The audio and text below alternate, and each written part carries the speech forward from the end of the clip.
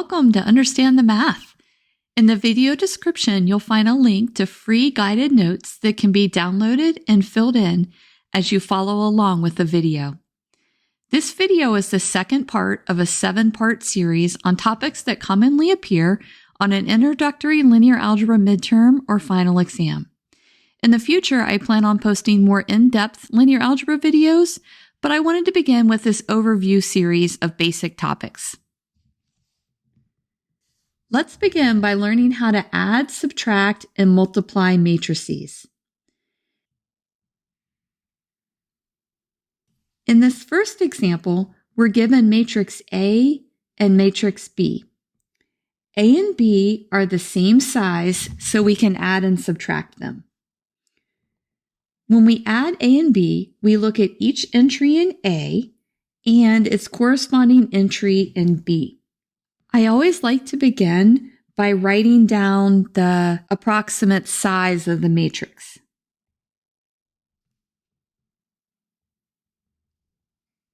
A plus B is going to be the same size as matrix A and matrix B. To find the first entry in A plus B, we look at the first entry in A and its corresponding entry in B, and then we just add them. So 0 plus 2 is equal to 2.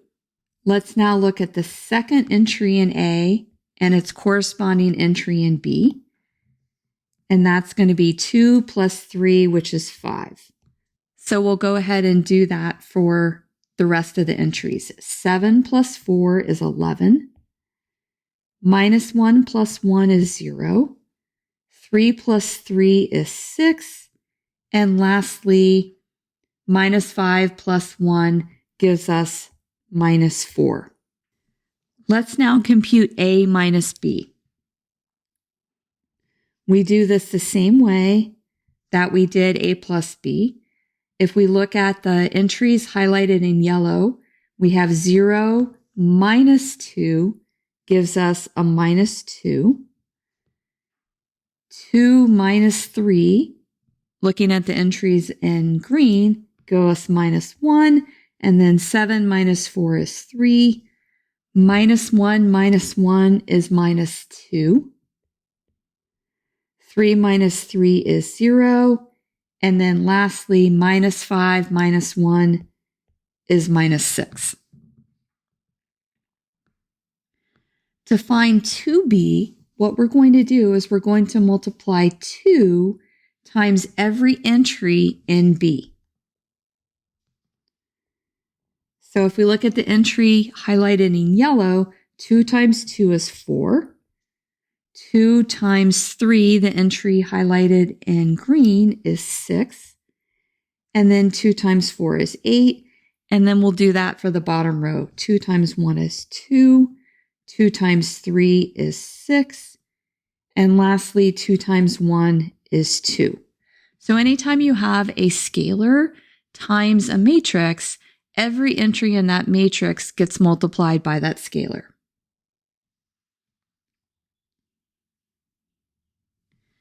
Let's now learn how to multiply two matrices. When we multiply two matrices, their sizes need to match up.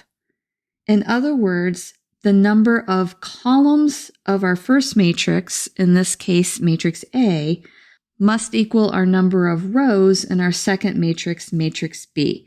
So let's just make a note that these two have to be the same. If they are not the same, the two matrices cannot be multiplied, and we would say that the matrix product does not exist. We're now going to walk through an example of multiplying a matrix A times a matrix B. Let's begin by notating their size. So matrix A has 2 rows and 3 columns, so it's a 2 by 3. Matrix B has 3 rows and 4 columns, so it's a 3 by 4. We'll look at the size of AB. So AB is equal to a 2 by 3 times matrix B, which is a 3 by 4, We can think of those as canceling out. Those are the two that match up. And then we can write down the size of matrix AB as 2 times 4. So let's go ahead and let's write that down. So our matrix has 2 rows and 4 columns. To get ready to learn how to multiply, what we're going to do is we're going to write down the entries in a 2x4 matrix. So we would say this matrix looks like this. Our first entry is A11. It's the first row and first column. Our next entry is A12, first row, second column. And then we have an A13 and an A14. And then our second row, we have A21, second row, first column. A22, second row, second column. And then A23 and A24. Let's look at the A12 entry.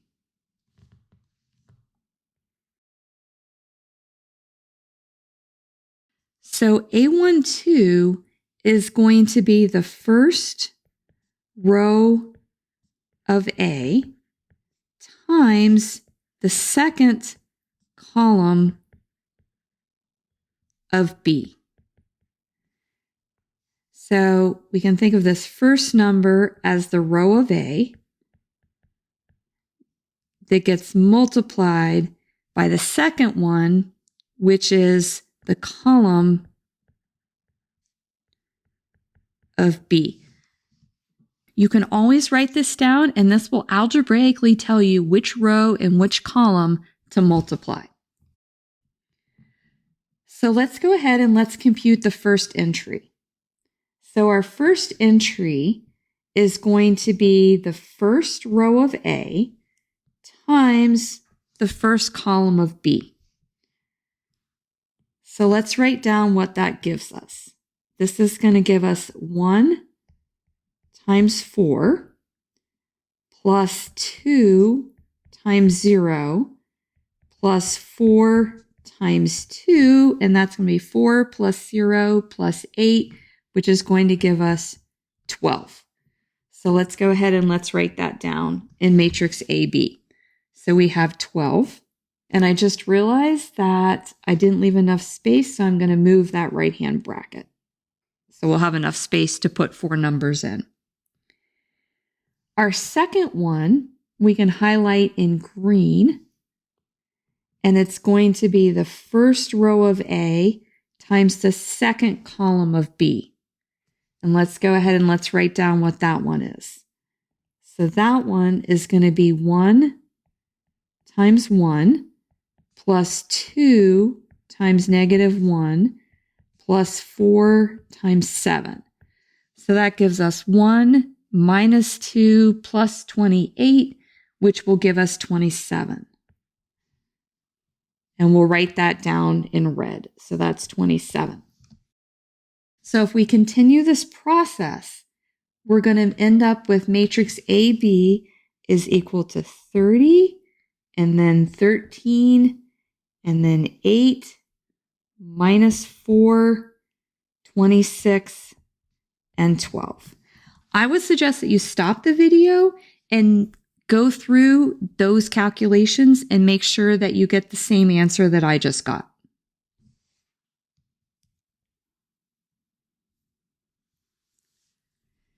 The second concept that we'll go over is the transpose and trace of a matrix.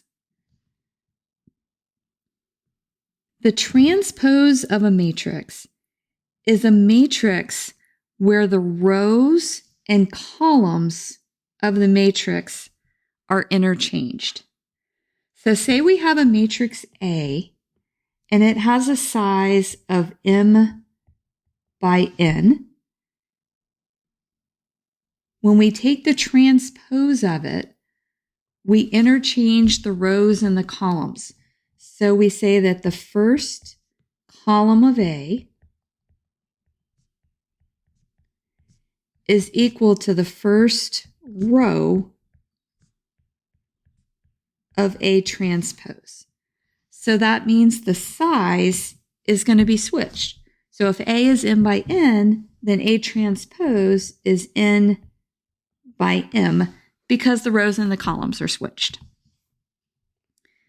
Let's now walk through an example where we find the transpose of this matrix A. Let's just make a note that this matrix has 3 rows and 4 columns.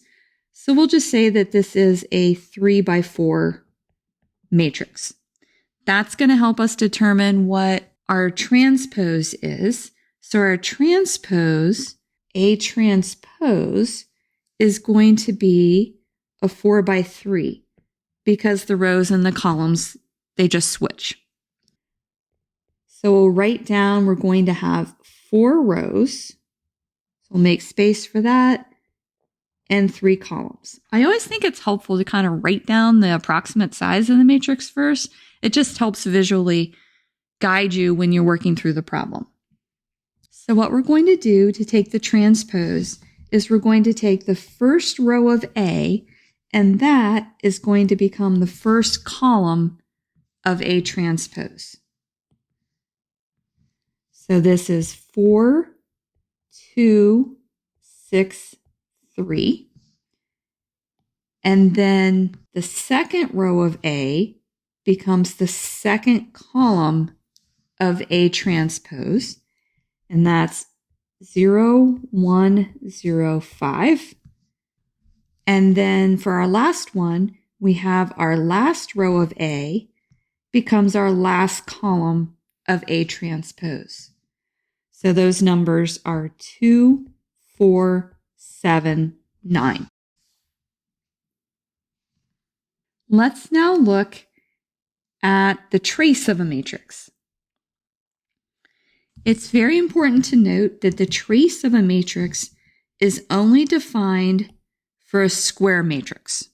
There is no trace of a matrix if the matrix is not a square matrix.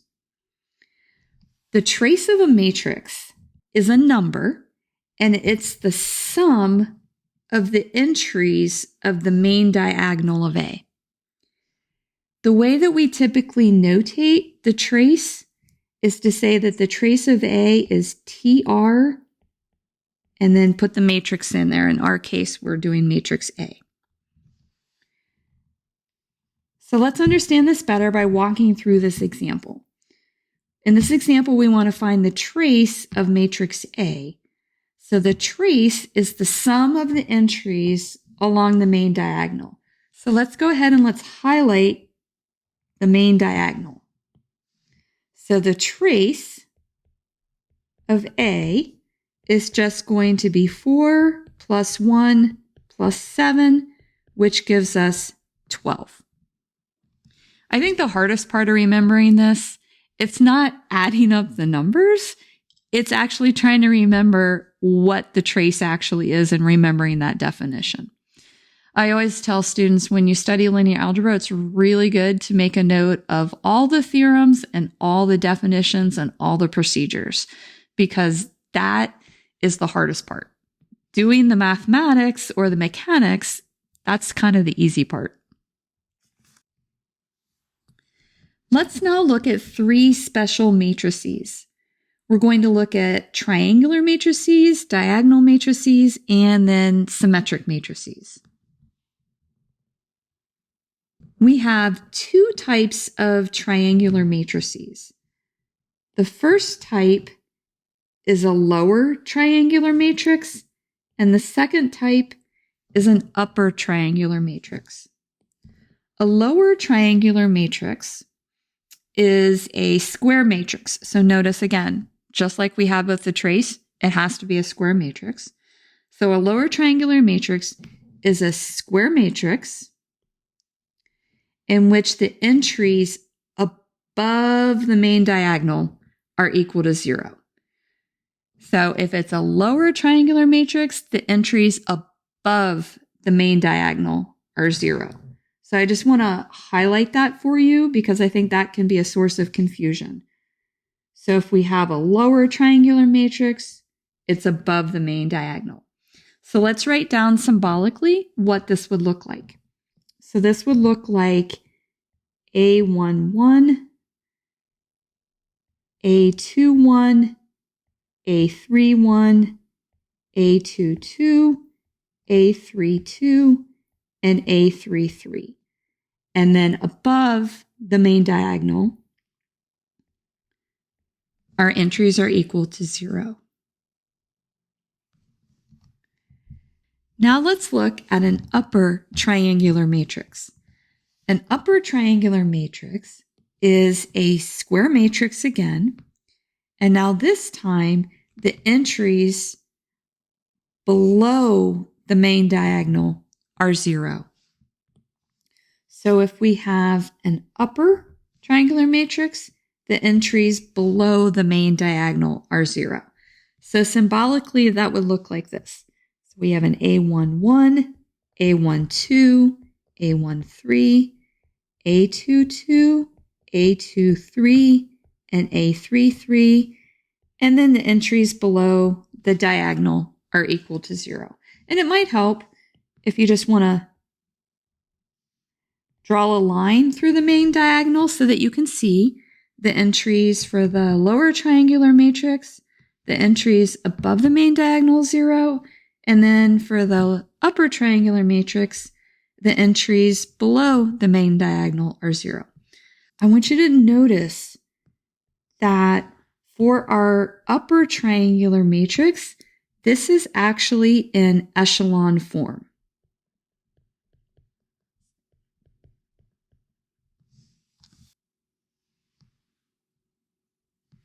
Let's now look at a diagonal matrix. A diagonal matrix is both an upper triangular matrix and a lower triangular matrix. So what that means, if it has to be both, that means that we have to have zeros above the main diagonal and we have to have zeros below the main diagonal. So this matrix looks like this. We'll write down the diagonal. So A11, A22, and A33, and then zeros above and zeros below.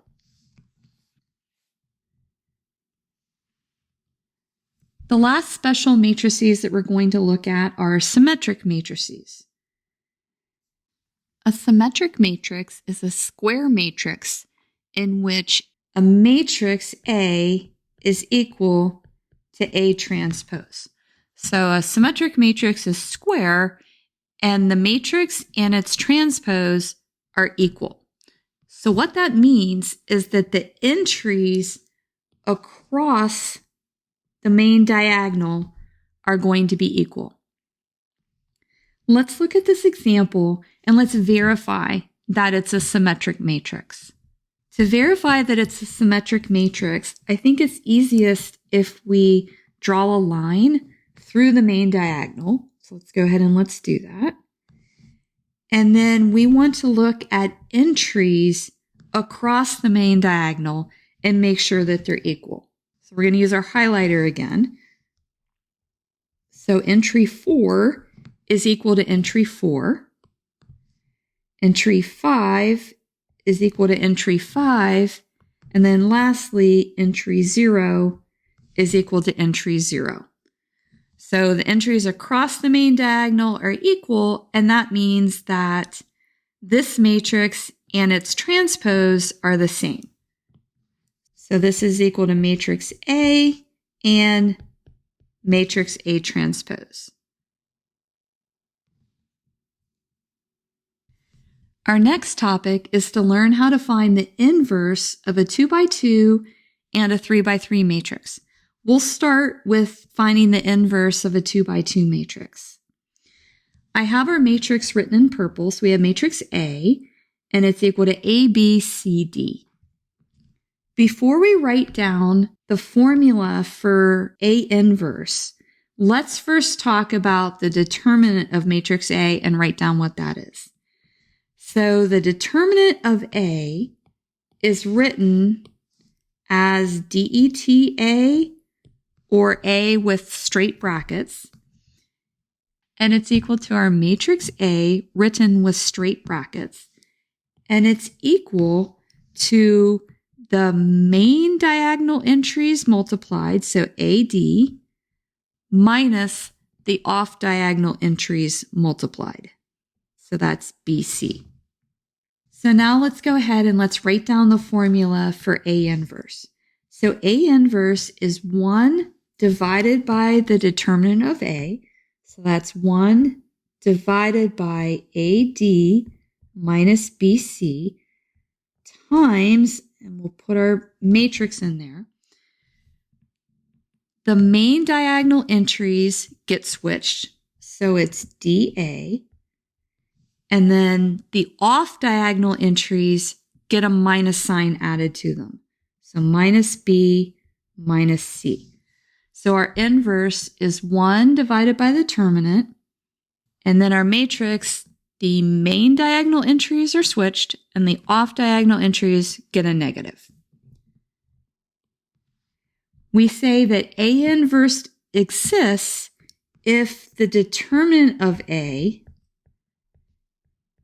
is not equal to 0, because the determinant of A is in the denominator, so the denominator cannot be equal to 0, so the determinant can't be 0 if A inverse is going to exist. Let's now walk through 2 example problems where we're asked to find A inverse. Let's begin by finding the determinant of A. So determinant A is the main entries multiplied, so that's going to be a 6 times 2 minus the off diagonal multiplied. So this is 12 minus 5, which is 7. And let's just make a note, that is not equal to 0. So that tells us that A inverse exists.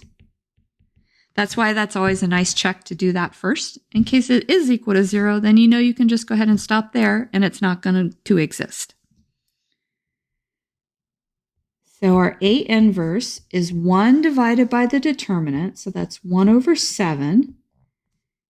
And then our main diagonal entries get switched. So we have a 2 and a 6. And then the off diagonal entries get a minus. So minus 1, minus 5. And let's bring that 7 inside. So this becomes 2/7 minus 1/7 minus 5/7 and 6/7. Before we go on to the next problem, let's check our answer. So the built-in check is that A times A inverse will equal the identity. So let's go ahead and let's check that. So we have our A, 6, 5, 1, 2, times A inverse, 2/7 minus 5/7 minus 1/7 and 6/7. Linear algebra has just such great built-in checks. So we end up with multiplying 6 times 2/7, so that's 12 over 7, minus 5 over 7 is 7 over 7, which is 1. And if you do the other entries, you see that you do indeed get 1, 0, 0, 1. I want to make one final comment. Because this matrix A had an inverse, which we found, we say that this matrix is a non-singular matrix. I always remember this by thinking non-singular, there's something to go with it, so A has an A inverse.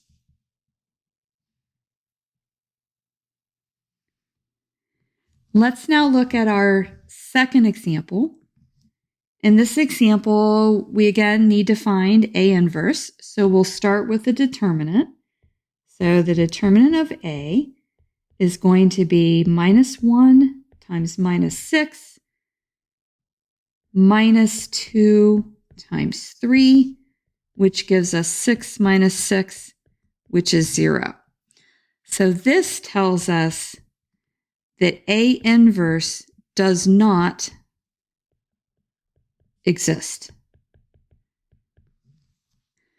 Because this matrix A does not have an inverse, we say that this matrix is a singular matrix. There is no A inverse to go with it.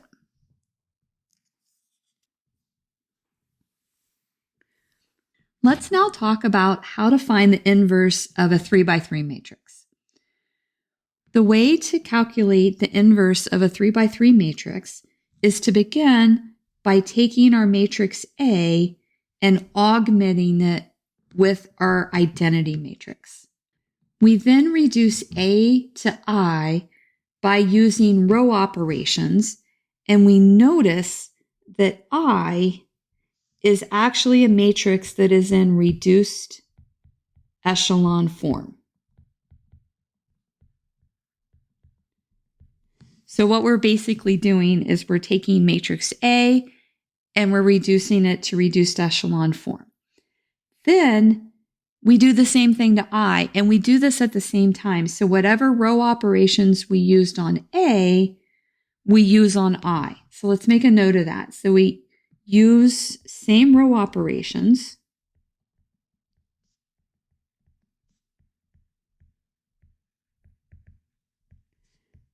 on I as we do on A.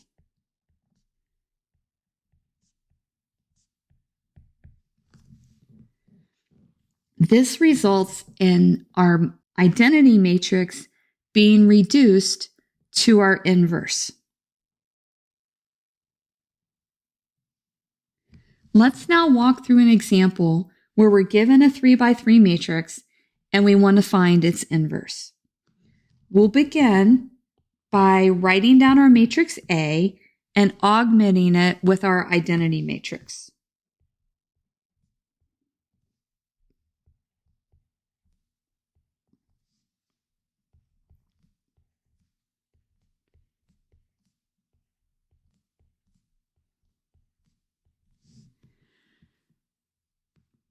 We'll begin by performing row operations on A to get it to first echelon form, and then we'll put it in reduced echelon form.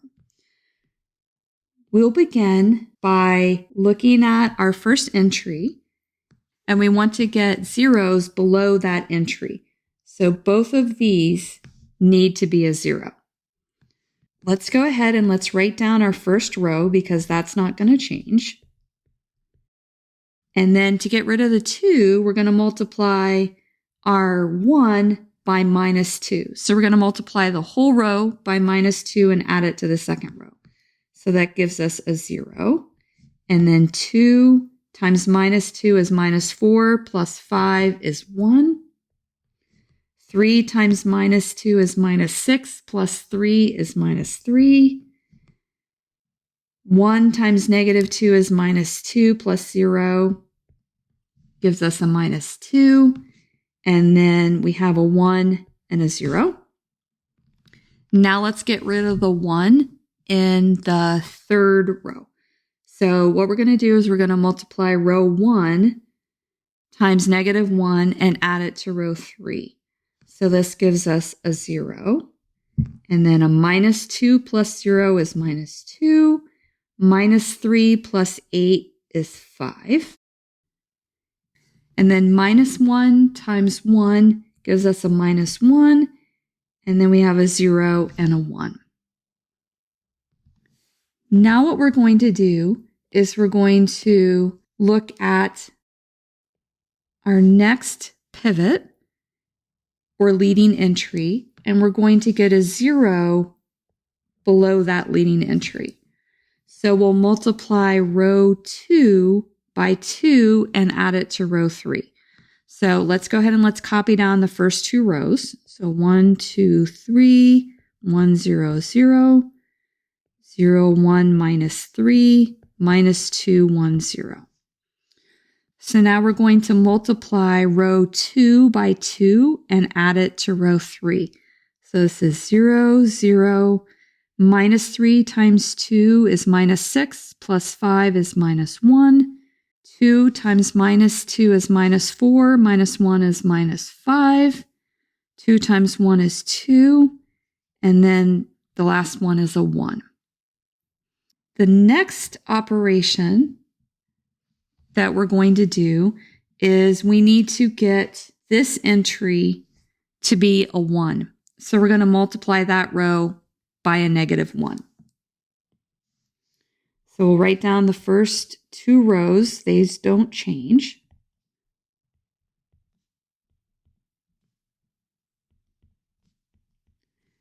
And now we're going to multiply that third row by a -1. So we get a 0, 0, 1. And then don't forget to do the same thing to the right-hand side. We get a 5, a -2, and a -1. Now we're going to work up and to the right, and we're going to work toward getting this matrix on the left in reduced echelon form. We're going to work off of this pivot or leading entry, and we're going to get zeros above it. So we'll take our third row, multiply it by 3, and add it to our second row. So let's write down the third row first. So 0, 0, 1, 5, -2, -1. Multiply the third row times 3, add it to the second row. So we have a 0, 1, 0. 5 times 3 is 15, -2 is 13. 3 times -2 is -6, plus 1 is -5. 3 times -1 is -3, plus 0 gives us a -3. Now we're going to change the top row. We're going to multiply our third row times -3 and add it to our top row. So this gives us 1, 2, 0. And then -3 times 5 is -15 plus 1 gives us a -14. -3 times -2 is 6 plus 0 is a 6. And then lastly, -3 times -1 is 3. Add it to the 0 gives us a 3. Okay, great. We're almost done. Now we're going to work off of this leading entry, and we're going to get a 0 above it. So let's write down our last row and our second row first.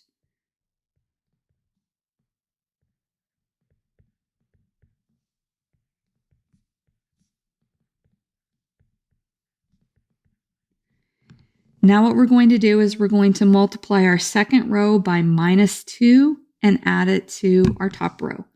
So this gives us a 1, 0, 0. And we're multiplying by -2. So we have a -26 -14 gives us a -40. -2 times -5 is 10, plus 6 gives us 16. And then lastly, -2 times -3 is 6, plus 3 gives us a 9. And let's go ahead and let's write down our final answer in our box here. So we have a -40, a 16, 9, a 13, a -5, a -3, and then a 5, -2, -1. I want to make a note that if A cannot be reduced to I because you get a row of zeros, that means that A inverse does not exist. The last topic we'll go over is finding solutions to a linear system using matrix inversion. Let's begin by reviewing the possible solutions to our equation AX is equal to B. We're going to assume that our matrix A is a rectangular or square matrix. We'll assume that A is an M by N matrix, and that means to multiply correctly, X is going to be an N by 1 matrix because those two middle entries have to match up.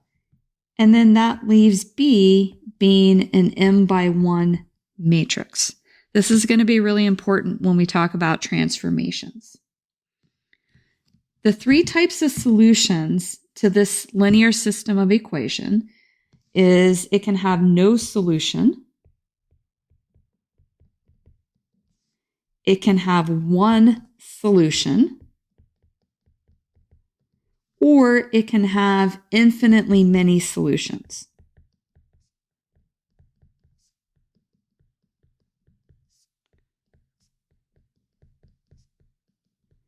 There's a really nice connection between the solutions and whether or not matrix A has an inverse.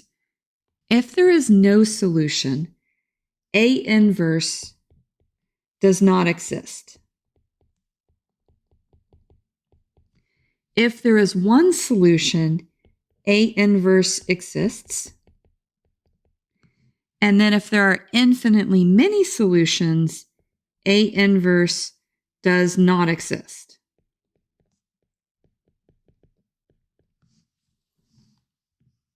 This means that if we have one solution, we can find that solution using A inverse. So let's just write down can be found using A inverse. So let's begin by writing down AX is equal to B. If we multiply on the left-hand side by A inverse, we get this. So A inverse times A times X is equal to A inverse times B. A inverse times A gives us the identity. So we have identity times X is equal to A inverse times B. So that means our solution is X is equal to A inverse times B.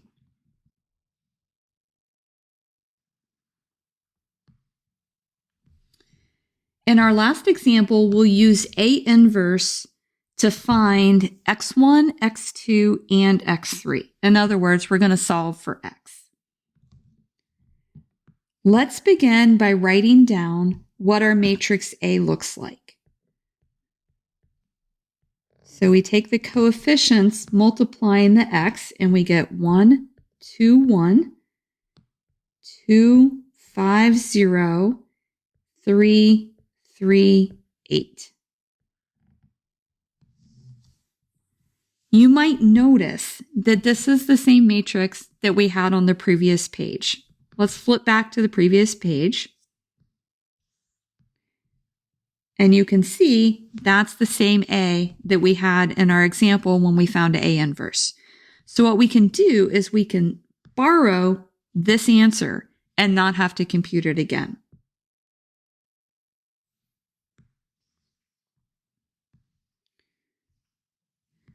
Our solution is going to be X is equal to A inverse times B.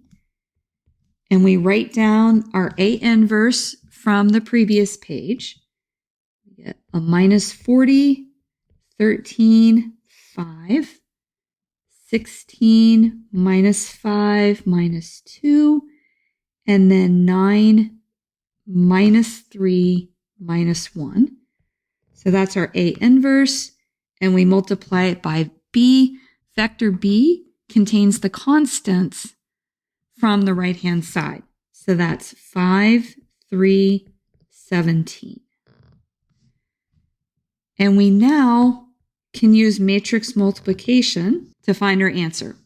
So we're going to take this row times that column, and that gives us a minus 200 plus 48, and then 9 times 17 is 153. So we add 153.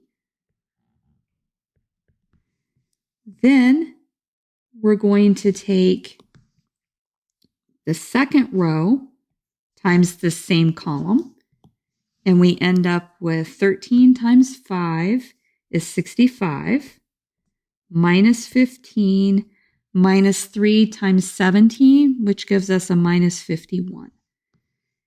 Our last entry we're going to get from taking this row times that column. 5 times 5 is 25.